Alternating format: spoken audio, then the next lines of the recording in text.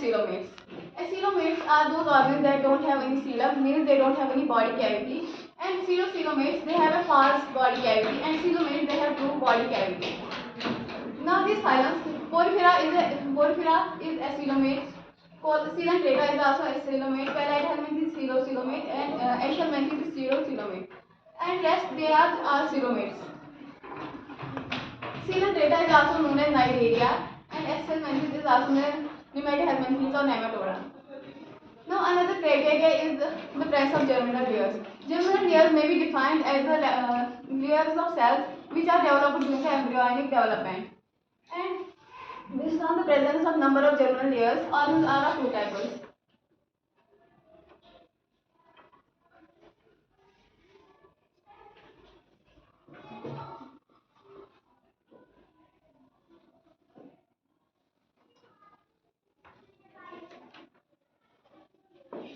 Diploblastic are those organs whose body consists only two germinal layers or embryonic layers. They are ectoderm and endoderm.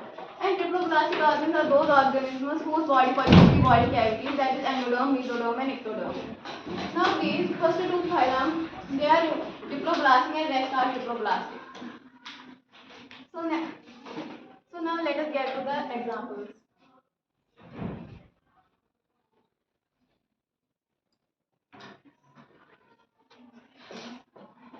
Phylum Porphyra is commonly known as sponge. They include python and sponges.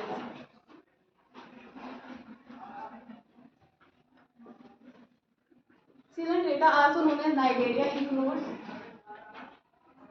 hydra and jellyfish. After that, Platyhelminthes includes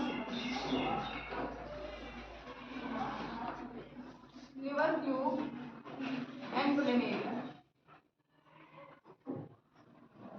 After that, there is Aschelminth. It includes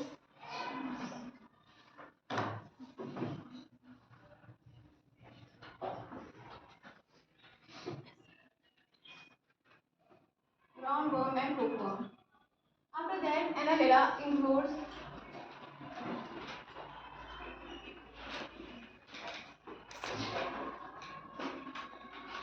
earthworm and leaves. Arthropoda includes all the insects, making it the largest phylum of the kingdom Animalia. So we can name any insect as an example. Example: spider, housefly. After that, there is mollusca. They usually have marine habitat and include Scylla and Octopus. After that, there is Echinodermata. It includes starfish and feeder stars.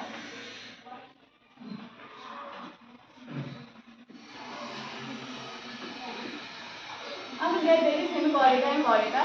During earlier times, they were considered to be as one phylum. Now, with the developmental researches, they have been created. There is a separate phylum for Hemichordae and Chordata. Hemichordae includes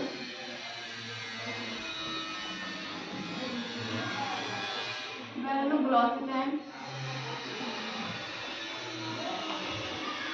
Armenia. Chordata includes all the organs with two vertebral columns. Example: humans, cat, dog, etc. After that,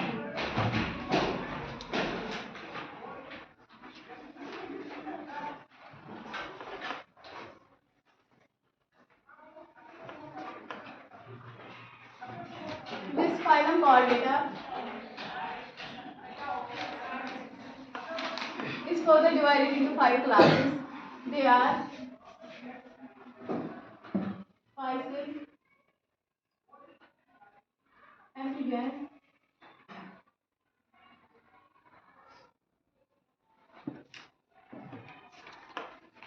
reptiles, apes, and mammals.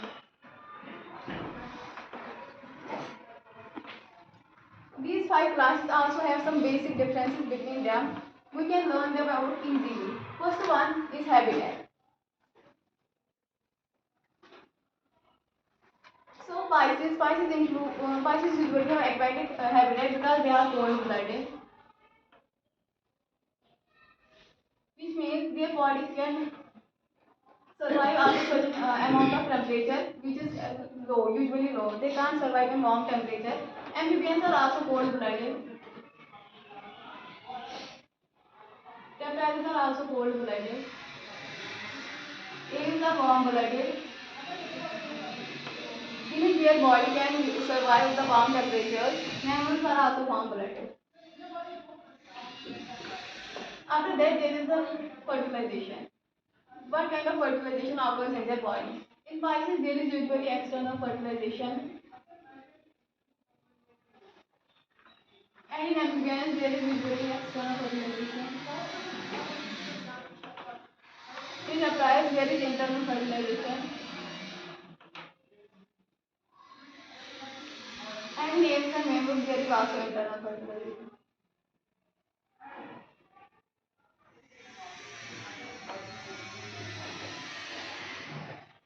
After that, we can have a look on their exoskeleton. Pisces, the exoskeleton of Pisces is usually made up of scales.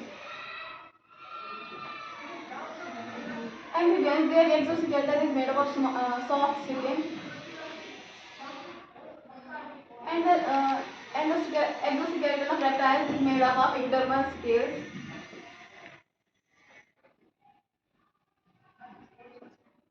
Apes, their exoskeleton is made up of withers.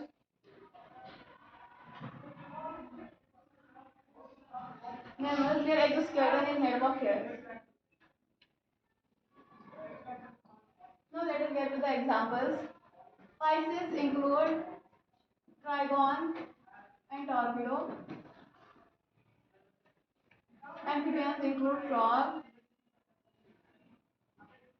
toad. Reptiles include crocodile and lizard. Apes are also known as birds.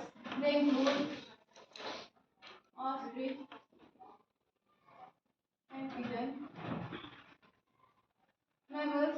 Humans are also considered to be humans are mammals. So humans,